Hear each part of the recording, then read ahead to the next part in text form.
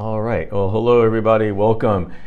Today's topic is going to be tech tips for adventure travel.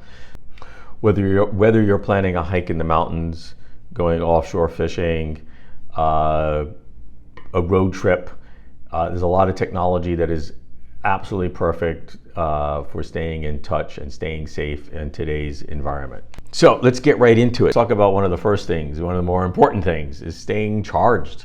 Got all this gear, all this technology, you got to stay charged. When I was in Alaska, off the grid for a couple of weeks, staying charged was really important.